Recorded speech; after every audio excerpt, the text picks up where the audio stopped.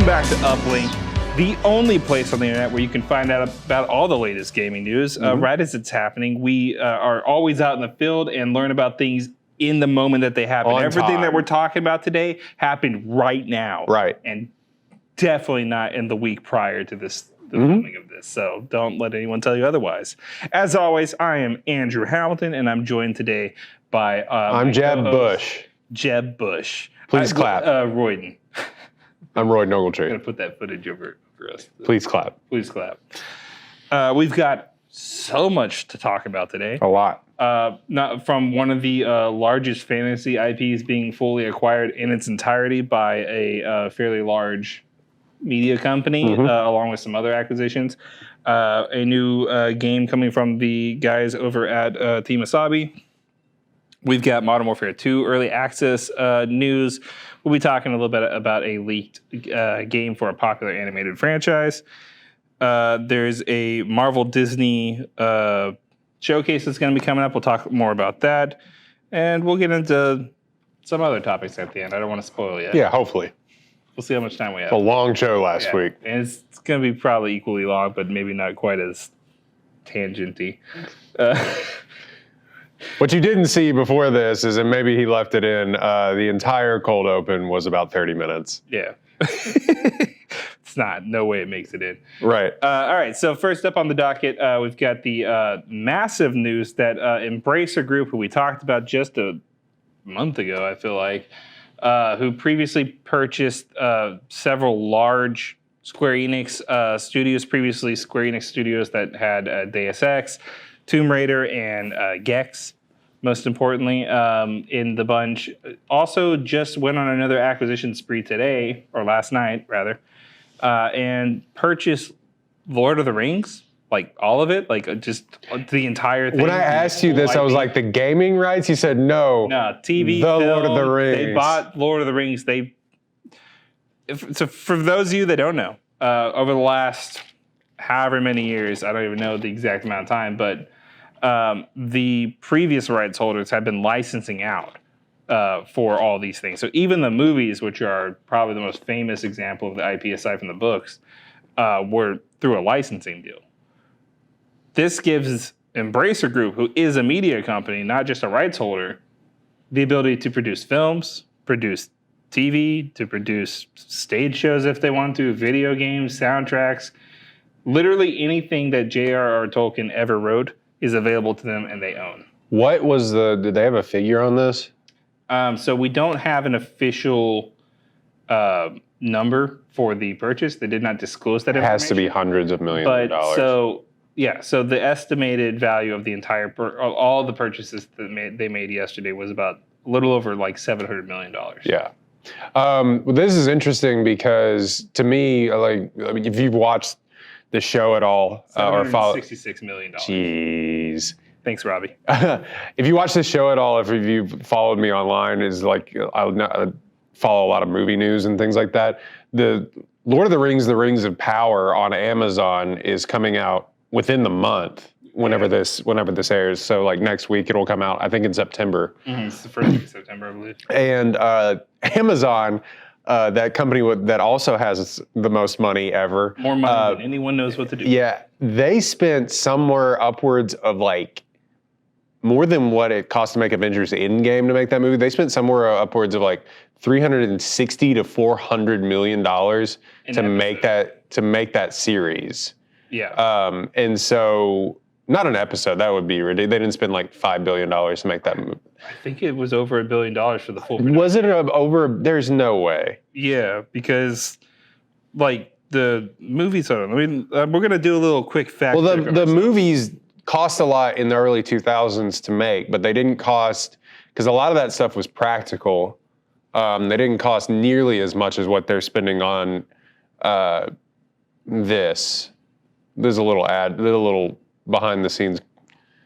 I think it was like the entire cost was over one movie, or they may have spent close to $500 million to make it. But yeah, $500 million for the first season, right?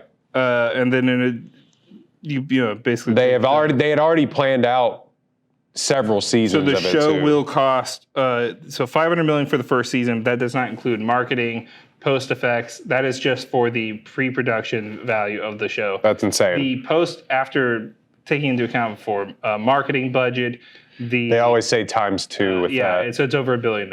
So that's insane. That's nuts. And for just one season of TV. Well, I mean, how many does we got 100 of them? What's his face? Bezos, that guy? Yeah. I think he has 100 of them. There's one. But anyway, so that is really kind of just a kick in the stomach for Amazon. Like, I don't think they're hurting, but it is kind of interesting that like all of a sudden they bought, they spent all this money to make this thing based on prequels to The Lord of the Rings. I don't know how you pronounce that book. The Silmarillion? Yes, thank you. I was going to butcher that. So that's what this is based on anyway, and it's hundreds of millions of dollars. And now all of a sudden they don't know where that's going to stand. That's not video game news. The next video game to come out for the Lord of the Rings universe is Gollum, which we have appropriately chat on this and we show. will continue to until they inevitably cancel it. This puts a lot of those projects up in the air and is as interesting as this purchase is. It does kind of shed some light on some previously announced news that also makes the news. I had originally included in our notes when I first wrote them that Weta Workshop, who worked on the VFX and created all the VFX magic of the original Lord of the Rings, was partnering with private division studios to produce a new Lord of the Rings game. That was announced 2 days ago. I don't know if that's still going to happen. And bad time to make that announcement because no way that's making the news headlines anymore. Like, what is Embracer Group? What are they like known for besides purchasing things? Pretty much purchasing things. Yeah. Okay. They used just a big conglomerate that just purchases their IP. CEO is a big proponent of because in their earnings call earlier this week, he talked about how much he hates all the conversation around NFTs and. He just wants to get back to talking about games and like classic experiences and stuff. And he thinks all the other stuff is BS. So a lot of the purchasing power has come from that kind of view on things so that they are acquiring things that he thinks aren't being handled correctly, essentially. So he basically said today in the it's one way to look at making purchases. That he's like, look, to spin it positively for you. Yeah, Lord of the Rings has been mishandled for years. The Hobbit was a debacle. There hasn't really been any solid Lord of the Rings media in years. Maybe the Lord of the Rings thing from Amazon turns out okay, fine. But aside from Shadow of Mordor, there hasn't really been very good Lord of the Rings media. And I don't really disagree. I don't disagree, but I don't think it's been handled like terribly. I mean, there haven't been a lot of attempts at because for one, I'm sure it's an expensive license to.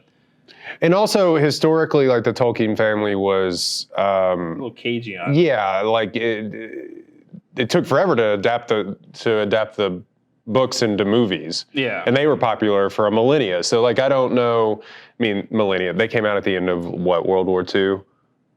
I'm gonna have somebody screaming at me. But like Rob, you wanna send me a text again? But yeah, so They've been popular for decades before the movies came out, and mostly because like I believe he was unwilling to kind of sell them. There was a weird Hobbit animated movie that came out in the 80s, I believe, 70s or 80s, which is kind of funny. If you went to your local library, you could find it. Yeah. At one point in your life, if you spent a lot of time in your local library's video section, you did a fun thing called rent it, and then oops, I forgot to return it. Yeah. So oops, I forgot to return it. That's the new Crunch Berries cereal. oops, I forgot to return it. So the thing, it'll be interesting to see the spin of we are purchasing things and now own everything because it's not being handled correctly and only we can handle it correctly is quite the spin. I will say that the purchases that if you look at the purchases they've made, they are exclusively buying franchises that, while not being necessarily dormant, have had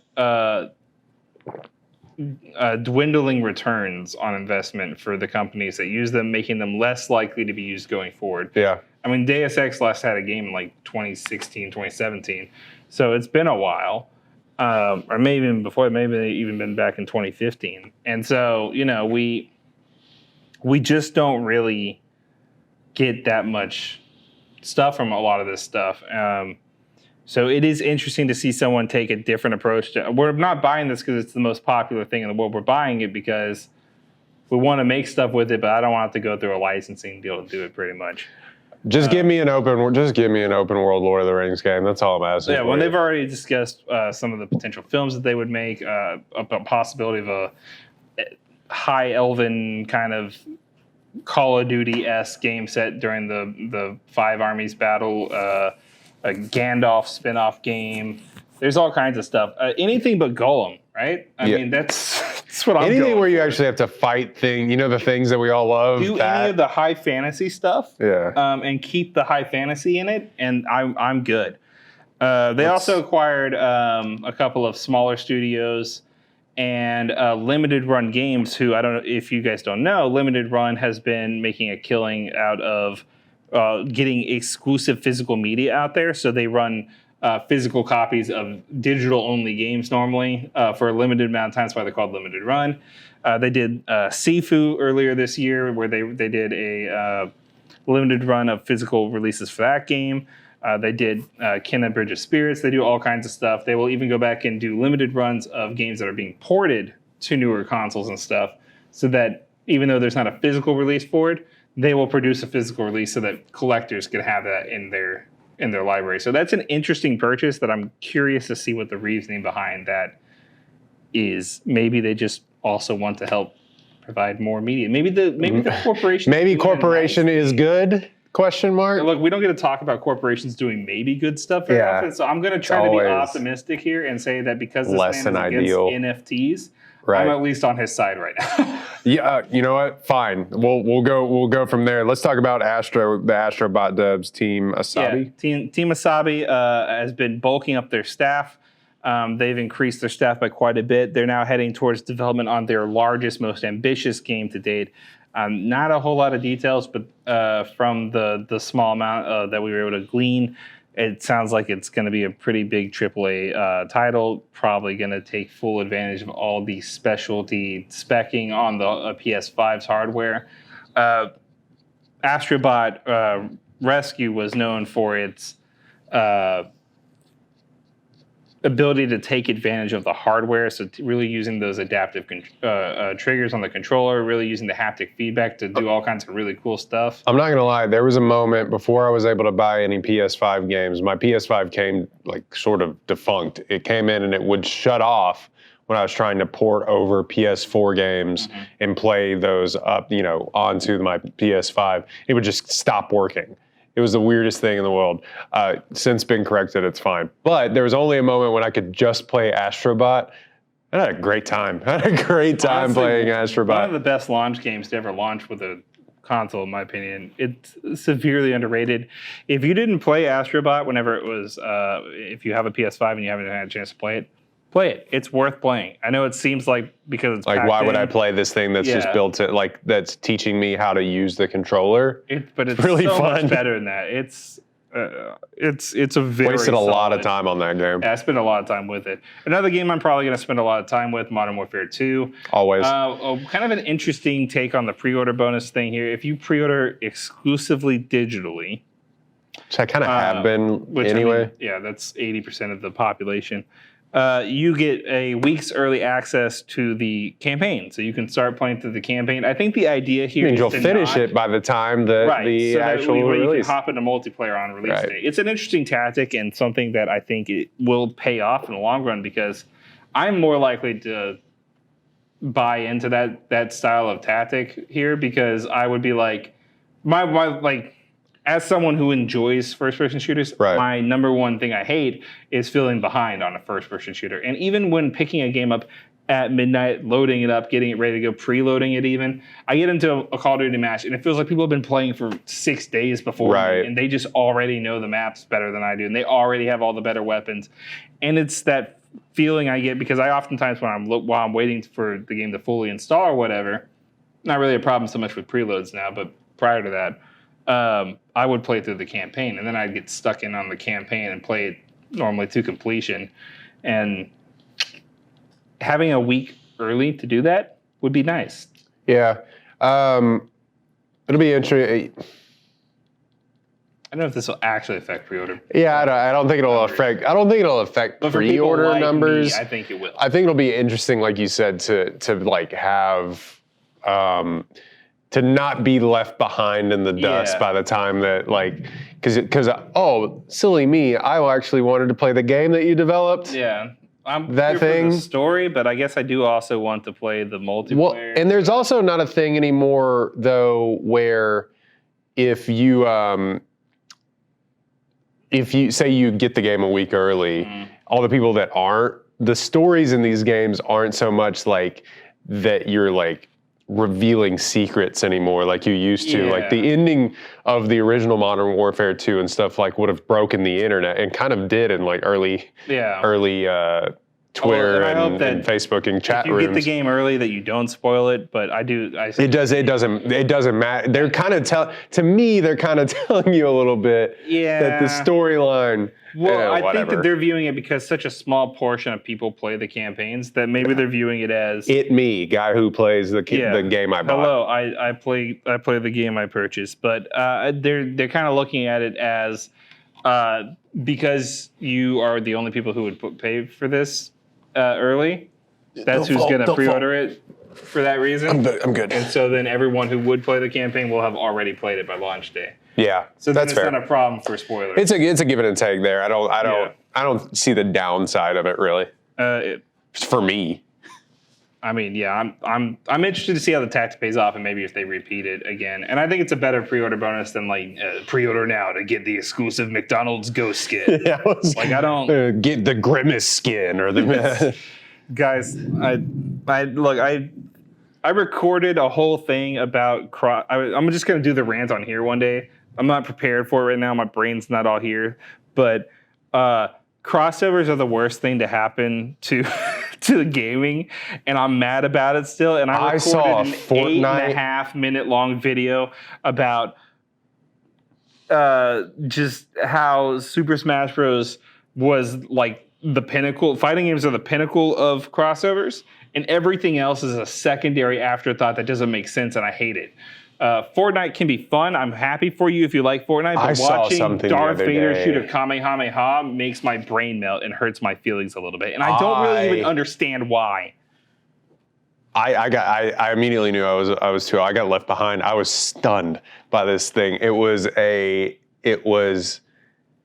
what was it? It was a Fortnite character, I believe, riding around on the Super Saiyan Goku cloud, the Nimbus cloud, jumped off, hit someone with a lightsaber, and then Kamehameha'd somebody, and then web zipped away. Yes, my brain broke. I was. It's too much. Look.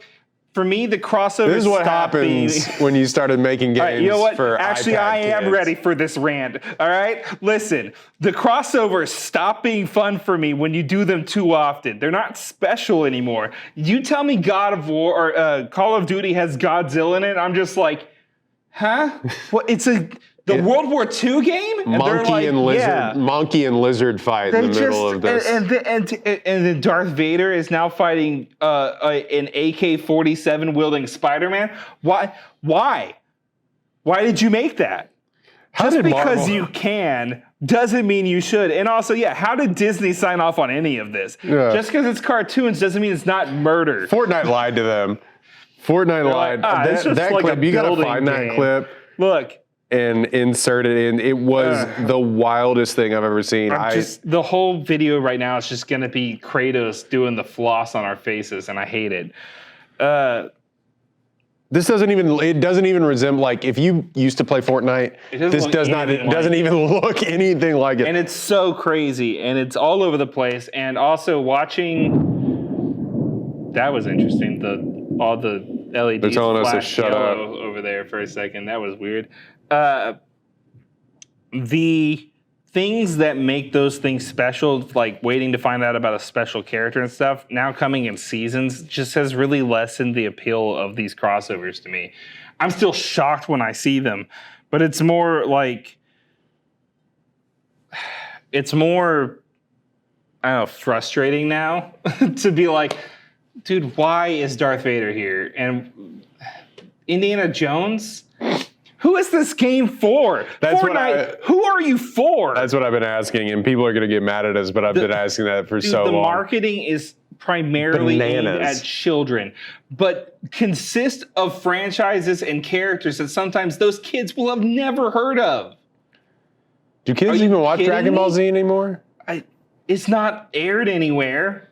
I guess maybe on Toonami, but that's on late at night on Saturdays. I don't know what kids do. Look, if you're a child, don't leave a comment in our section. I don't want you here. Anyway, I don't. You can watch our stuff. We got to move on. I might have to clip this part out anyways. Avatar. That's the unhinged rant here. Avatar game leaked. I don't care. I'm excited. It's not so. I don't. If we're on the same page, it's not Avatar the Blue People. It's Avatar the Last Airbender. That's better. Yeah, I care about that. I just realized I only wrote Avatar game leaked and then linked to nothing. Well, the last thing we talked about was the Avatar Blue People game. 2 games actually leaked. One was a mobile game and was disappointing to hear about. The other one, though, is a console game that apparently may be coming out as early as November of this year, called Balance of the Elements or something like that. That would make sense. It leaked through the Japanese Amazon. Actually, no screenshots or anything, really no information, not even sure who's developing it, but talk about an IP that needs to be taken over by one entity. Yeah, embrace it. Where are you at? Yeah. Just kidding. Stop buying things. It's bad for the industry. Let people figure out what is good and bad. Avatar is one of my all-time favorite animated shows. And it's always been a franchise I've been confused by the fact that there's not like every genre of game for. Like there's a lot of games and they've tried their hand at a few, but it's mostly been 3D beat 'em ups and platformers. And I'm like, this game, like you have a chance to make one of the coolest, most like fluid, interesting, mix-upable fighting games of all time. You've got a chance to make one of the coolest RPGs of all time. You've got the chance to make one of the best MMOs of all time. Like this universe is rich with interesting ideas, and the most you can do is a platformer. We can do better than that game. Insert them into like all-star brawlers or whatever. Don't get me started on all-star. Yeah. Look, don't even look, going back to crossovers. Don't get me started on Nickelodeon, but yeah, I'd be interested to see how it is. There's a Netflix show coming out about that apparently may or may not stink because they've kind of changed a bunch of stuff around, but they spent a lot of money on it. The creators of it left to go to Amazon to make their own show. They went back to. They're with Paramount right now. Right. They're currently in production on 3.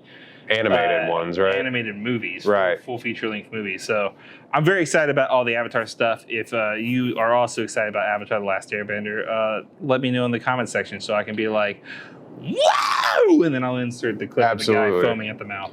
Marvel Disney announcement. Yeah, so this is the biggest thing from this week, aside from the Lord of the Rings thing. Yeah. Marvel and Disney for the first time in aside from like D23, I can't really remember a time when we've had a video game showcase. Like this is exclusively video games being showcased. They did a lot with Star Wars announcements. Yeah, Blessing. But that Star Wars Disney is kind of a... Yeah, it's a whole other thing. Yeah. Blessings Jr. from over at Kind of Funny Games will be hosting. It's going to be a lot of big reveals. I know we're going to get some looks at, they mentioned Midnight Suns. They mentioned... a better look at some upcoming content for Lego Star Wars, the Skywalker saga, the Disney Animal Crossing style game that they're doing, Dream Valley or whatever. That just makes so much sense. I mean, it really does. Making your own theme park, basically. Toontown, bring it back. Dude, bring back Toontown. Give me City of Heroes while we're at it. While we're talking about it, give me Marvel's City of Heroes. I would be super into it. Jillian, what do you think? Yeah, Marvel. Absolutely. Jillian, the weather lady here. So if you got the Toontown reference, congratulations. You're old. Yeah. My son turned 1 today. Nope. Cats in the cradle and the silver spoon, little boy blue and the man in the moon. What else is on the Disney docket? Right. So Amy Hennig, who previously was heading up a Star Wars project before that got canned by EA, is now heading up a new studio, Skydance Productions. I can't remember. I assume that's right. That is a studio. I'm gonna insert the name in text to speech, and that'll make it right. Skydance is a studio. But yeah, so they are working on an untitled Marvel game. Rumor has it that game is a Fantastic Four story-driven single-player game. So I will be interested in seeing how that works out. There's also been rumors that EA will show up with that Black Panther game that we've heard rumors about, and maybe even an Iron Man game that we've heard rumors about. Just a lot of potential here for some interesting announcements. I would be super down if they were also like, by the way, we're developing a Mandalorian spin-off game where you'll play as a foundling and they'll basically revive 1313. Revive 1313. That was the coolest thing I've ever seen. Kind of been the entire call of this entire podcast is to revive that game. Disney has so much IP and so many properties. By the way, Skydance is the one that they do the Mission Impossible movies and stuff like that. Well, it's probably not that then. Right. I'll insert the real one. No. If I remember, I'll insert the So there's a ton to do here and a ton of IP.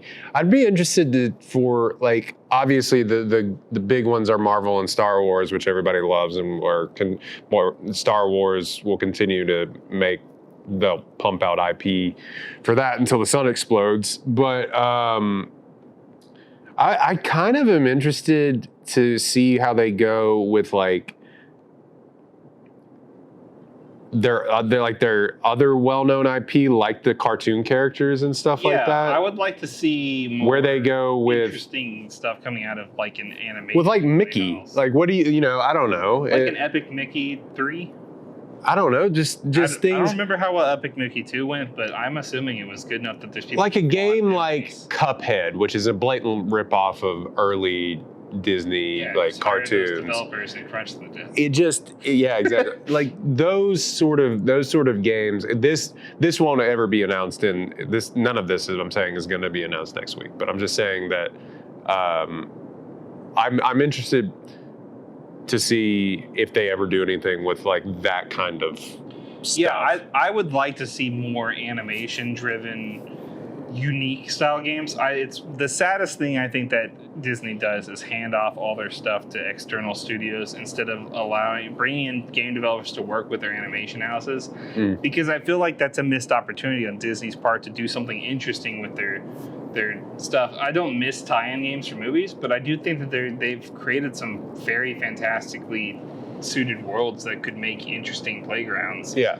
And even just let Pixar not release a movie and instead write a video game and animate a video game. Let them just There's been a lot of people have been saying every Pixar movie that comes out is great because it is what it is, but for people my age and a little bit older, it's been diminishing returns for a while on those movies where it's how can we make you sad? Yeah. And so, joke's on you, I can't get any sadder than I already. Yeah. It's all been downhill since Toy Story 3. But yeah, it'd be interesting to talk about that. Make a Bluey video game. A Bully Mickey? No, Bluey. Oh, I thought you said Bully. But also, partner with Rockstar, make Bully Mickey. Bully Mickey. I would play the crap out of Mickey just going around giving people purple nurples and swirlies and crap. Getting yelled at by Goofy. Giving Goofy a wedgie. Yeah. There's a lot of opportunity. And then on top of that, they have the Searchlight Studio stuff. So, where's the potential... I guess there is potential here. I don't know if they'll include this under a Disney brand or not, but for a new Aliens game, a new Deadpool game, Deadpool, a new take on bringing the X-Men back in a different way, so that there's maybe some more positive recent experience people have with X-Men aside from Deadpool. Yeah, because the last X-Men movie, not good. Bad times. Well, the Wolverine game is coming out from and that's from Insomniac, but we're still a few years away from that.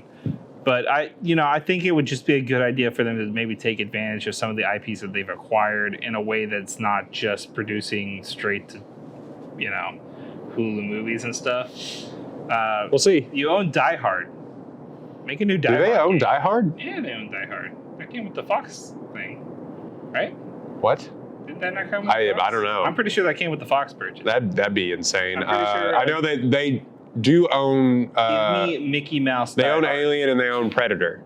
Yeah, so either of those games could be a thing. But honestly, give me a sequel to Alien Isolation, or let the people who did Alien Isolation make a Predator game where you have to avoid being hunted by predators. Like every single movie. But what is your speaking of studios? What is your HBO Max, Warner Brothers, Unhinged rant that you said? I don't know if I have as much in me as I did before because I already used some of my rant energy. But we don't have to talk about it. I'll just briefly say HBO Max quietly / not so quietly removed 36 additional movies and TV shows from the service today. And then immediately we're like, hey, everyone, the service is now 42% off. Yeah, you're slowly destroying the library that was there. It better get a discount, bro. Was it all properties like HBO Max properties? It's gross because they are doing it to avoid having to pay. You get a write-off on those. Well, you get a write-off on those, but they don't have to pay residuals. So they are basically terminating a contract earlier, but they're not killing a bunch of big-name stuff that was costing them a lot of money. They're killing a bunch of small name stuff. One of the best shows on there, on the list, Infinity Train, which is a fantastic animated show. If you haven't watched it, you should go look it up, watch it immediately. It's got Ashley Burch from Ashley Johnson. Crap, I messed it up. I don't remember which Ashley. It's got an Ashley in it, though. She played Ellie. Ashley Johnson. That's the one. That stinks. Yeah, because... it's awful.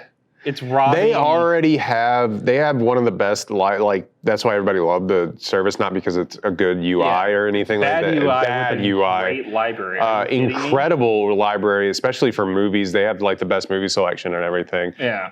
And they dumped a bunch of big name movies on the service at the last second, right before they did this, to try to make it seem like they didn't like they had to like Pulp Fiction and a whole bunch of other classic old movies, and they're like, look guys, look at what we're adding. Definitely aren't trying to not have to pay artists for their work or make sure that these smaller animation studios and stuff are getting paid. They basically are beating around having to actually pay people. And dude, I'm sorry you spent $48 billion buying a company that you're not happy with, but maybe don't buy $48 billion worth of a company you weren't happy with. I'll tell you, man, but don't take it out on the little people. That's messed up. Maybe get rid of some of the executive pays. I don't know, but this can't be the option, dude. This is bad. This looks bad. I don't understand. Never, ever happen. What are we talking about? Mark Zuckerberg? What are we talking about? The Metaverse? I just wanted to dunk on him a little bit. Oh, I'm sure he cares. My guy, yeah, I mean, definitely. I'm going to tag him in it. And right. He's going to be like, no, not again. Dude, you've got so much money. Mark, look, this is actually a fact. Listen, bud. Come on. Talk to us. We can help you. You have so much money. Why is the virtual reality thing that you're making a 2004 public access library video game? Dude, it looks worse than that. Yeah, it's not even. It looks like it looks not like that a polished PS2 game, and that's sad. Not that Ocarina of Time looked bad because it was great for when it was at the time. At the time, it looked. It's you ever go rough back to and you look play at an now. N64 game? We've talked about this with GoldenEye. Yeah, dude. Not great. That's what this looks like. And he's Metaverse so proud of it. Bad. Why are you proud? Have you seen the other VR stuff that exists, Mark Zuckerberg? I know you have. Why are you making this? Dude, look, I'm not a fan of the metaverse in general, but my guy, if you're gonna make something garbage, at least make it like the best. You have so much money. Make it the best looking garbage out there. You have Ready Player One level money. You could make it, but you're choosing to make weird point and click looking. I don't even know how to describe it, but like you've got PS1 Hagrid. Somebody energy. on Newgrounds has already released a better. Yeah, dude, for real. I know junior animators out there who could come up with better graphic systems than you have. It looks bad, and he's like, there's videos of it because he's so constantly excited. for one of the richest, most powerful people on earth. He's constantly getting memed to death. It's insane. Like he took the concept behind the basic emojis on your phone. Is like, that's the highest graphic fidelity we can achieve. Let's do that, but for everything. And then just went with it and then never looked back to know. And the fact that no one's been like, hey, Mark, did you want to look a little closer at these graphics, bud? Mark? Because he's like, it's the most immersive experience. Dude, it's not even the most immersive, like, base VR thing out there. Get out of here. Just because you own the platform doesn't make it immersive. Better lawyer up. I'm just telling you, man. I just want to dunk on him a little bit. Yeah, I mean... I don't actually... Do you have the NCAA news? Because I didn't... No, I do, but I just wanted to show you this. Alex sent me Mickey versus the Predator from Dolly. Thank you, Alex. Yeah, so Mickey versus the Predator, which is incredible content, which I need to see right now. Mickey versus Alien versus the Predator.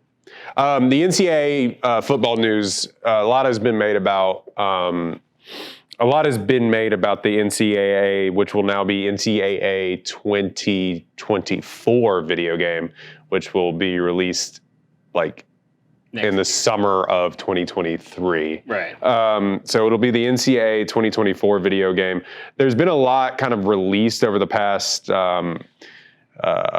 week about this game. 24/7 Sports, which is a big recruiting website, but they also release a lot of NCAA news, did a big write-up on it. I want to give this guy credit. Brandon Marcello did a huge write-up on it on 247sports.com, so you can go and find it.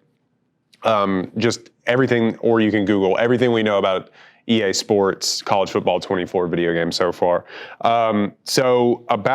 They've been working hard we were talking about how are they going to license these players and license these schools. Different across the board. Right. So what they have to do first is license these schools first and then go down the line and try and pay these players. Gotcha. So they've been able to license about 130 schools, which, is really, really good considering there are 150 some odd D1 football schools, which only about 30 of those matter for like in the grand scheme of things. But funny enough for me, I saw a headline that said TCU and Wisconsin have not yet agreed to be in that licensing deal. Like everybody else is like, sure, why not? We want to see our kids play. Like TCU, it's a good recruiting. Come on. It's a good recruiting tool, but TCU was like, nah, thanks. Like that's tough. Tough look. Dude, Horned Frogs. Just cave to the peer pressure. So I just wanted to dunk on them for a minute. That stinks. Get your school in the game. Why would you not want to be one of the most successful video game franchises? And they interviewed a lot of players who went on to say, I don't even care if I get paid. Like the overall consensus kind of is like, I don't care if I get paid. I just want to play the video game. Right. Which is like where everyone was really when that lawsuit came through that they weren't going to be able to play. Mm-hmm. Lo and behold, they're still going to have to play these players. What they're trying to do with that is once they get all the schools on board, they're going to have to go through a third-party person or a third-party company, rather, to try and license some of these players. And the players aren't going to get paid much, quote unquote, because they'll get a couple of thousand. Break residuals. Yeah, they'll get a couple $1,000s each is kind of what the layout is. I think probably what they're going to end up with is like, if you want to be in this game, it is one set fee for every single player to make it fair. Maybe the cover athlete will be a little bit different, but usually in the past they've used cover athletes who have graduated and gone on to the NFL. Regardless, they still have not yet to get all the players. Then they talked in the article about if they're going to run into problems that say somebody doesn't sign the deal that's like the starting quarterback of the team, what can we do then? Are we just going to promote the second string up to be the starting quarterback in the game, or just completely just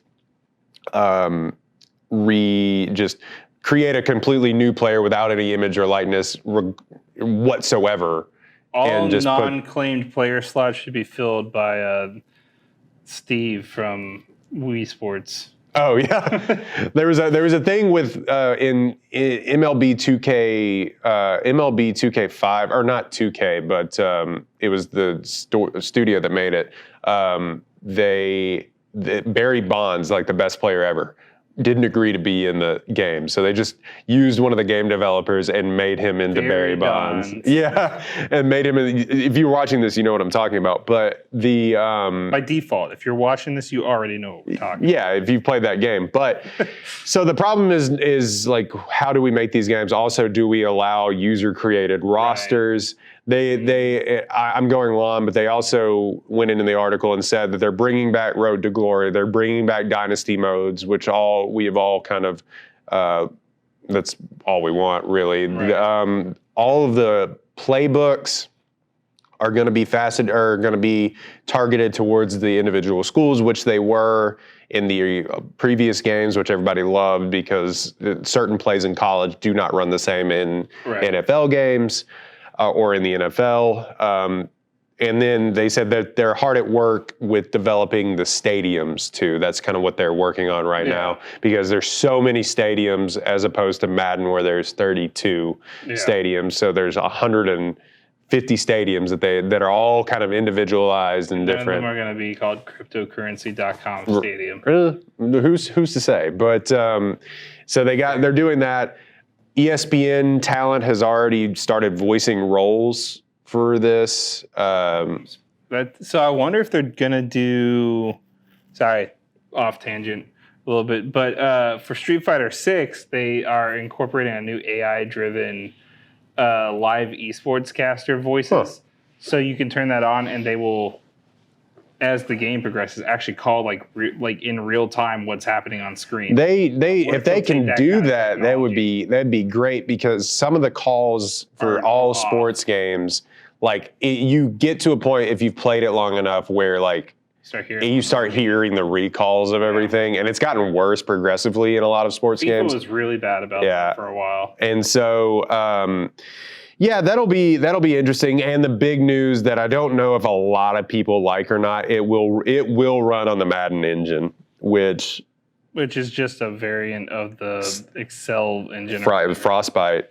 It's Frostbite basis, but they created a separate engine for their sports games. Yeah, so the Madden early access came out earlier this week. Well, by the time that you're watching this, it comes out actually in full tomorrow. I've seen so review, like some people really like it. Yeah. A lot of people don't like it. In a long time, and I've also heard that. I've also heard that it stinks. Yeah. So, but if you've played these games, the kind of downside to it is that you remember, if you've played them, that they didn't play similarly. There that word is. Drastic improvements. Before. Yeah, there was different. They would kind of use NCAA football sometimes to like make improvements to what they would do in Madden. Right. Kind of like a canary in the coal mine. But also the NCAA games at a certain point just started playing better than the Madden games. It's like Madden, one team was Madden grew stagnant. Yeah. They stopped really innovating. But yeah, I'll be interested to see when I've seen the Madden playthroughs now when I'm watching for Madden 23, which I'll probably buy because I haven't played a football game in forever.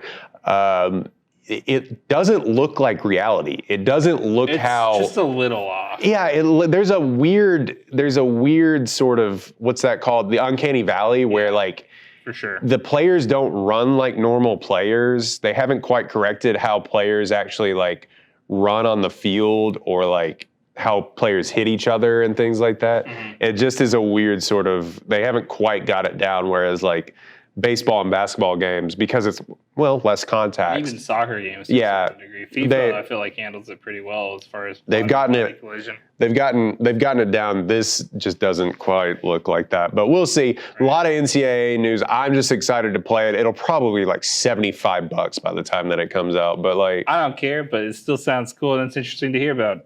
It'll be the best-selling game the year that it comes out. That's probably true. We'll have to see. Yeah. Call of Duty normally takes that slap, but we'll have to see if they can. If anything can outshine Call of Duty, I'm sure it's that.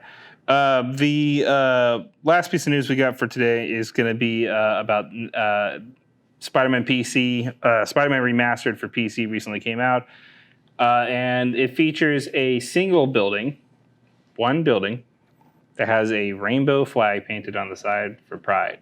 There's a rainbow flag. I don't know where this is going. So naturally, some PC players started creating mods to remove it. And they posted them to the largest mod hosting website that there is, Nexus Mods. And in a surprise twist, a company actually took a legitimate stance on an issue and said, hey guys, we're not doing that. If you bring that kind of trash to our website, you'll be banned. And then when people started being like, well, what if I take my business elsewhere? They're like, let me make this perfectly clear with you. If you disagree with this decision, you should delete your account. End of story. Don't bring that trash around here. And this goes for anything that fights against inclusivity or is designed specifically to target a specific group. Dude, don't bring your bigotry to the mod to Nexus Mods. They don't want it.